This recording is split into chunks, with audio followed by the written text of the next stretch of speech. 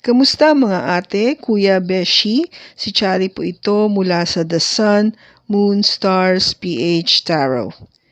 Ipapaalam ko lang po na ito po ay isang general read o pangkahalatang pagbabasa at maaring hindi lahat ay magtugma sa inyong sitwasyon. I-check din nyo ang inyong Moon, Rising at Venus sign. Baka doon mas tumugma ang read para sa inyo. At kung ang mensahe ay tama sa inyo, paki-like lang po at mag-subscribe kung hindi pa ninyo ito ginagawa. Okay, mag-umpisa na po tayo.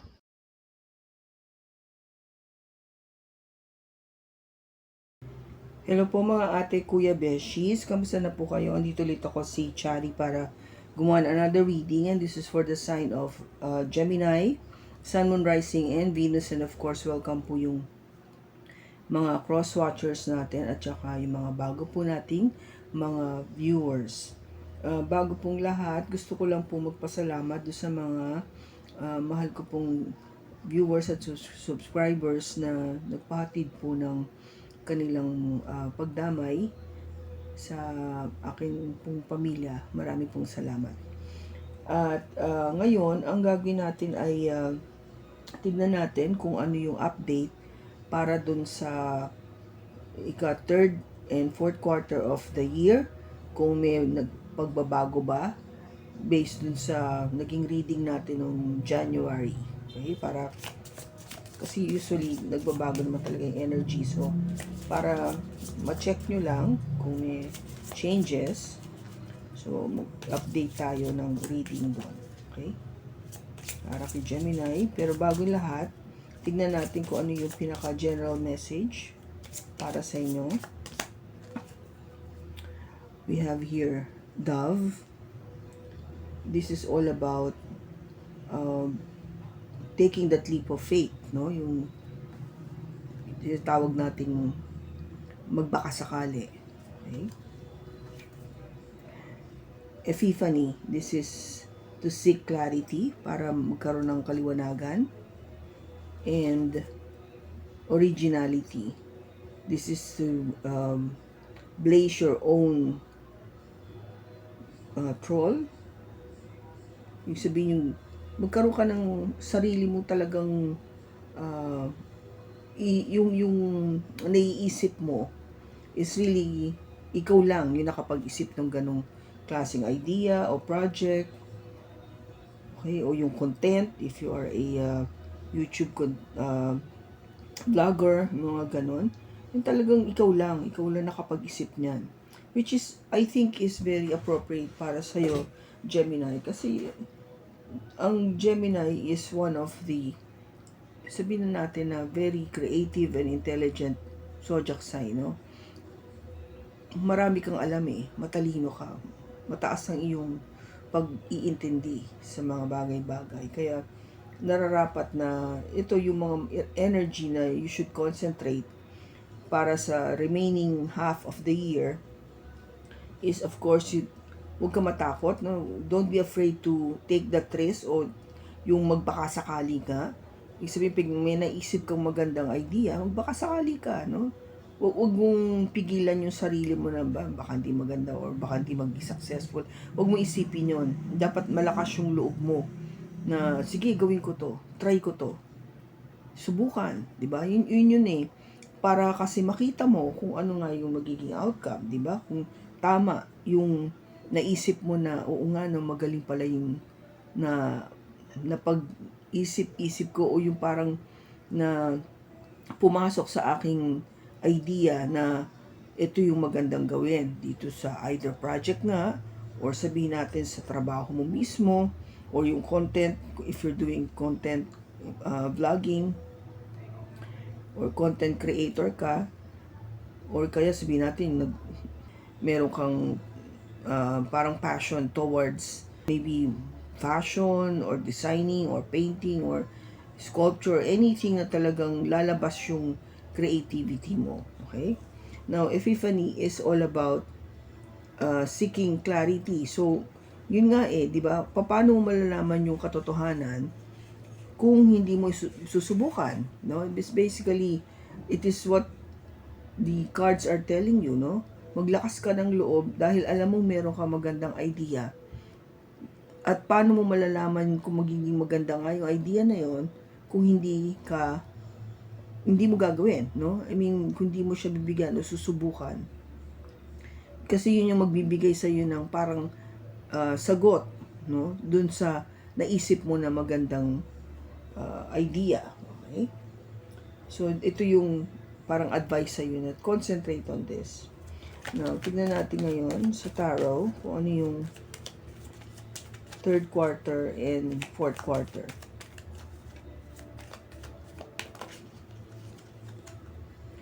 We have the World, the Two of Wands, the Wheel of Fortune, Page of Cups, the Two of Pentacles, and the Five of Pentacles. Okay. So, Gemini, ang unahin muna natin yung work, career, money, okay, gano'n, no? Business, gano'n. Tapos, tsaka natin susunod yung love. So, for the third quarter, ito yung July, August, September. Yung July mo, Gemini, is the World. So, meron kang pagdating ng July, there is parang yung may haharapin kang pagtatapos. Okay? Kasi world is an ending, no? Ito ay isang pagtatapos ng cycle na meron kang hinaharap ngayon, no? Itong kasi June pa lang tayo, no? So next month may iba na siya. Ito na yung parang sinasabi sa'yo na kung ano man yung pinagdadaanan mo itong first half of 2024 or prior, ito na yung magiging katapusan. Pagdating ng July, ito na yung kung gabay yung last punggol, yung tipong huli na to. Mababago na kasi, no? So meron kang haharapin na pagbabago. Ang ganda kasi nitong The World, no? Kahit sabihin natin may pagtatapos, ang ibig sabihin nito ay meron ding pag-uumpisa ng panibagong cycle, no? Panibagong pag-ikot ng gulong, okay? Kasi kung titignan mo, andito yung Wheel of Fortune, which is yung pag-ikot nga ng gulong, no? Yung pagbabago ng yung takbo ng kapalaran mo. So, abangan mo to, no? I mean, kung gaba parang be mindful na there is something that will be changing in your life, basically. Pagdating sa work, money, career, okay? Maybe this is the time na magde-decide ka na magpalit ng career o magpalit ng work, magpalit ng business o magpunta na lang sa isang business, hindi na maging empleyado, or do something different, entirely different from what you're doing right now. No? Kasi parang there is something that you have been trying to make a decision. No? This is basically, yung susunod kasi is the Two of Wands. Ito yung August mo. Pagdating kasi ng August, you are trying to make a decision. Iniisip mo, mabuti, ito na ba yung dapat kong gawin? Parang humingi ka ng kasagutan, no, sa mga naiisip mo, napaplano mo, o yung what you have thought about, o yung idea na pumasok sa isip mo, di ba? There is this originality that came out, di ba? So, baka may biglang pumasok dito sa iyong pag-iisip na baka pwede ko itong gawin. Since you are making that decision na, dapat siguro magbago na ako eh.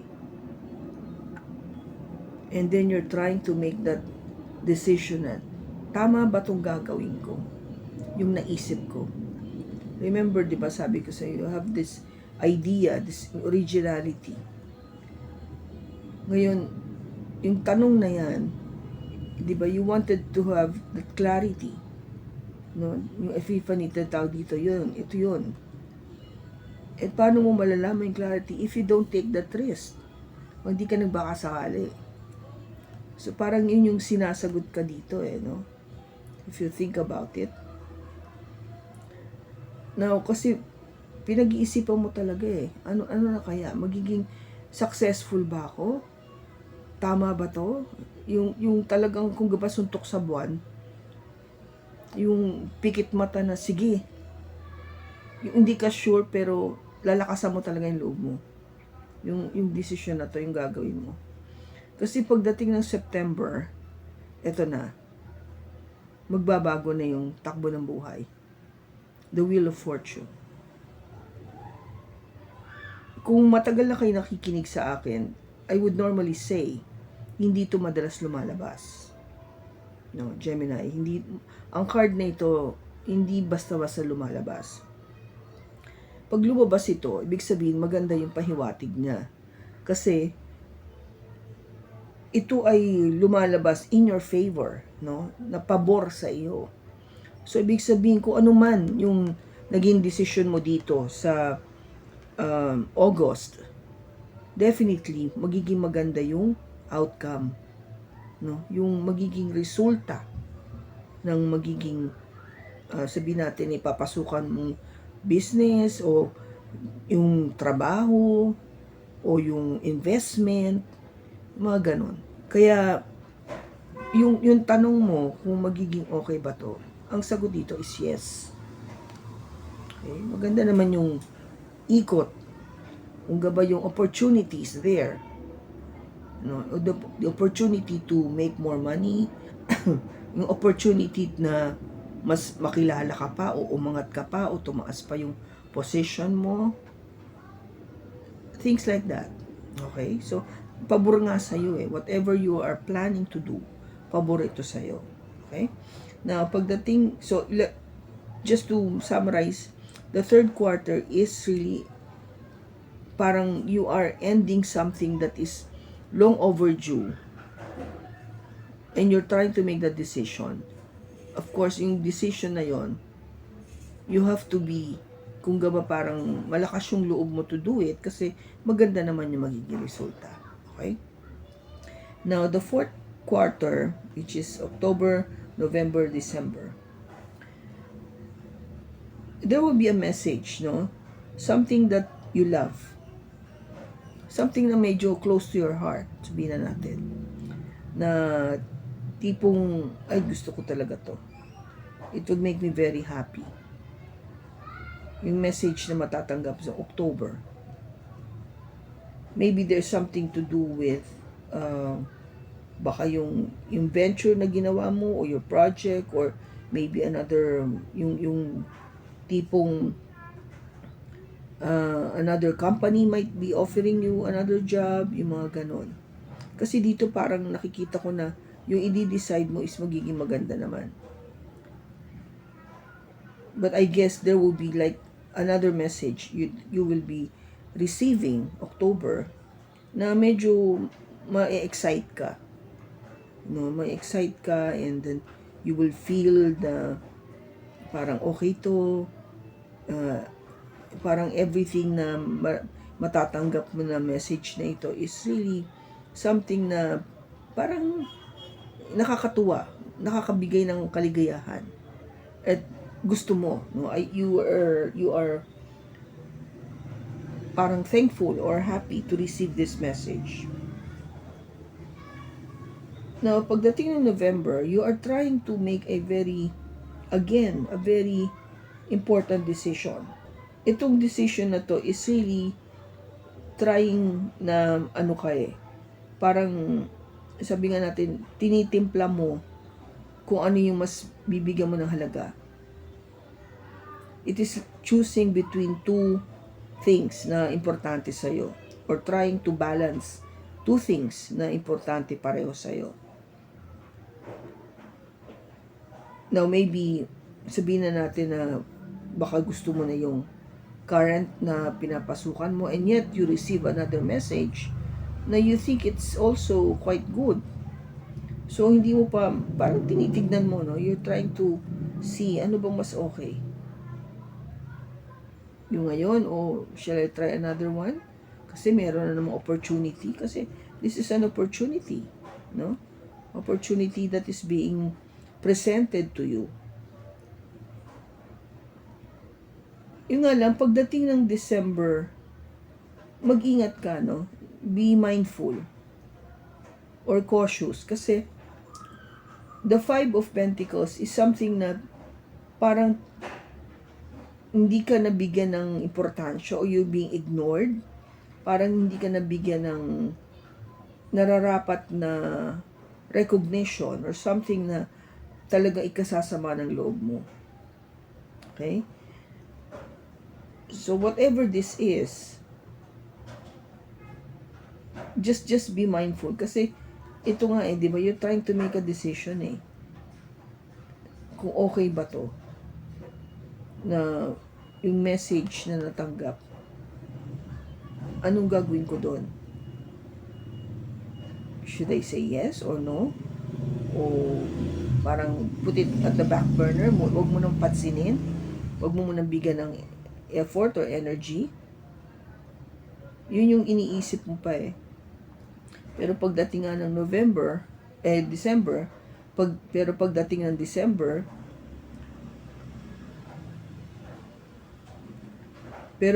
ng December, marirealize mo na parang nagkamali yata ako dito. Parang hindi ako, yung expectations ko towards this, hindi na meet. Parang nakaka-disappoint lang. No? Yung feeling of disappointment. Kaya be very mindful, no? Mag-isip mabuti, mag-ingat, huwag padalos-dalos kung tama, kasi tingin ko hindi magiging maganda yung December based dito sa cards. Kaya ano lang, kung gaba parang huwag ka magmadali nga, tignan mo lang muna. Kasi kung magdi-decide ka, baka nga ganito mangyari, ma-disappoint ka lang. Okay? Kung titignan mo, maganda na yung third quarter Pagdating nung fourth, parang yes, there is another opportunity, but you're not sure yet. Kaya mabuti nga na you're trying to balance things, you're trying to juggle things. Kasi nga, siguro may sinasabi ng gut feel mo dito na baka pagsisinan mo lang, which might come true, no? Baka nga mangyari agad na ganun. Kaya tama lang na wag ka magmadali. Delay things, no? Procrastinate. Yung sinasabi nga nila, patagalin mo muna. Wag mo muna siyang bigyan ng energy. Okay? Kasi syempre yung idea na hindi ka ma-disappoint, hindi ka masaktan. Yung pakiramdam ba na parang nag-effort ka pero baliwala naman pala. Diba? Syempre, ayaw mo yun. Now, pagdating sa love, okay, yung ating third quarter, if you are in a relationship, Gemini, ito na yung sinasabi natin na magkakaroon na nga ng ending. No, may pagtatapos.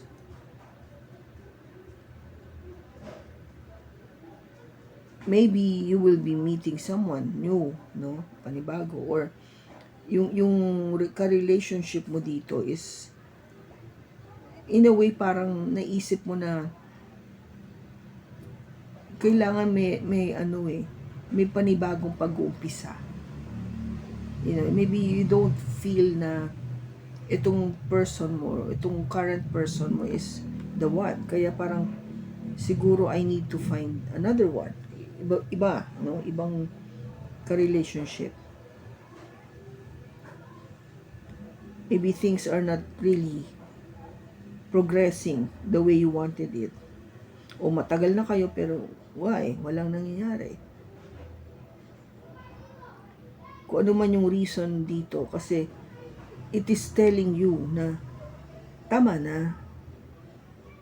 Tama na, kasi baguhin na natin tong takbo ng ng kapalaran mo pagdating sa pag-ibig o sa relationship.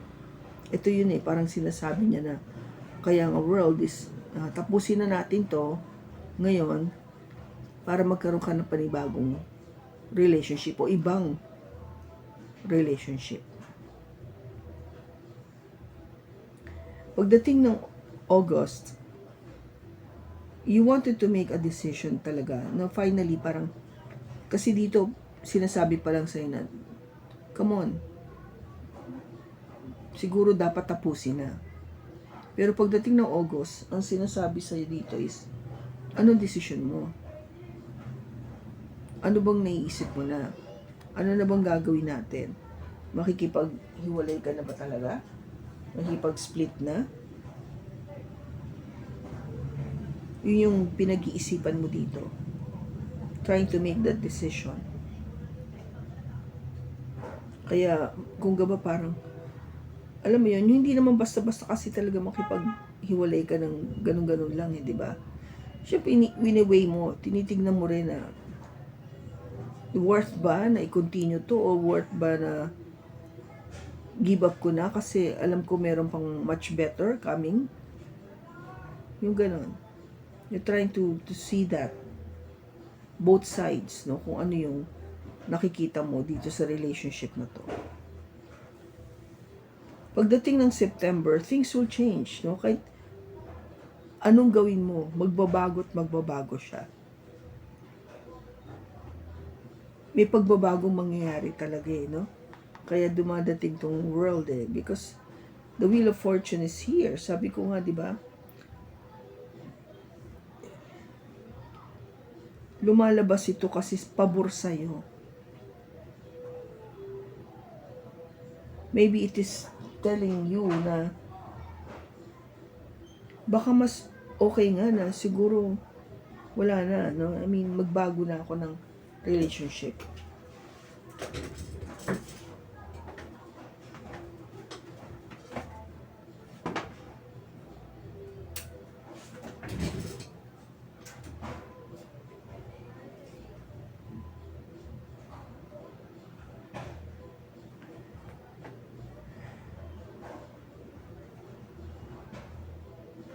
Kasi, ano naman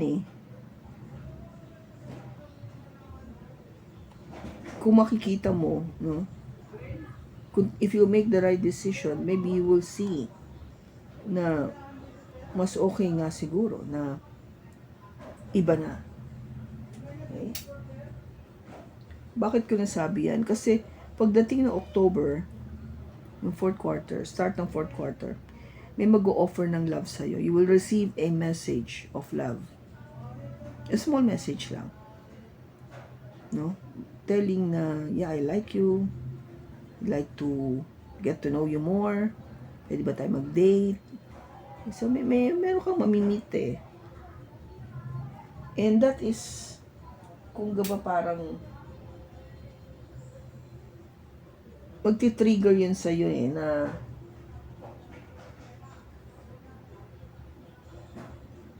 wow, may nagkakagusto sa aking iba. Which would make you parang, ito na naman tayo, yung pagdi-decide. No? Niisip mo, makikipagrelasyon ba ako ulit o should I just stay single for a while?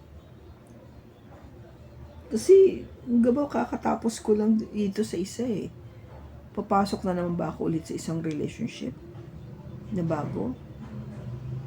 Yun yung tinitignan mo. Though, yeah, this is nice. This is nice to receive, no, yung message na to.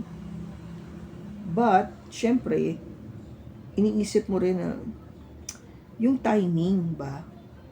Tama ba na ngayon to dumating? Hindi pa nga ako get over dito sa isa Ito na naman. Kasi tignan mo July, October, 3 buwan lang yung lumipas, meron na ulit. I mean, kung ba parang yung hindi agad yung spacing ba mabilis.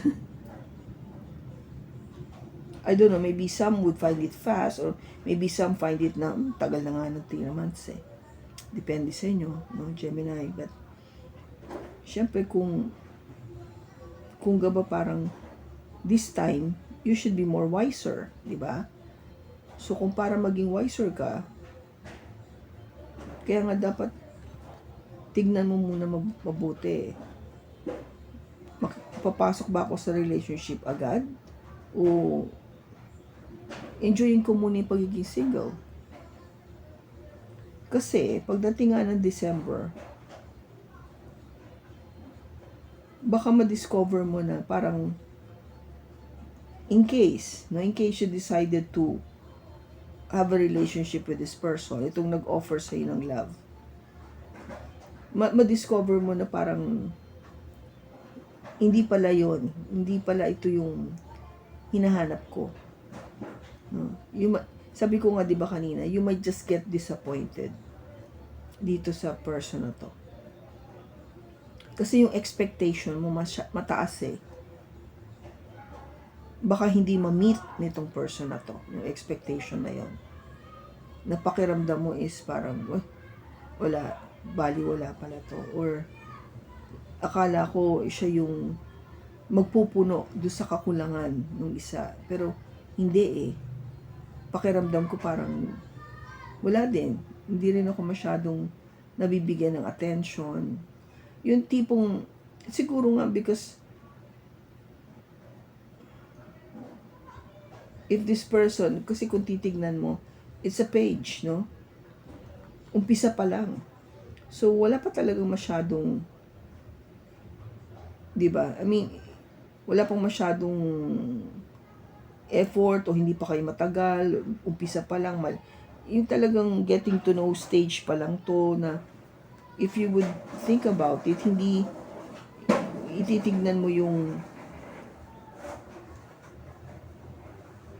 kung nag-expect ka na magiging maganda na yung flow ng relationship, parang hindi agad mangyayari. Okay, so hindi agad mangyayari. So I think that's why, ang sinasabi nga sa'yo dito, be very mindful na hindi ka magkamali sa iyong desisyon. Okay?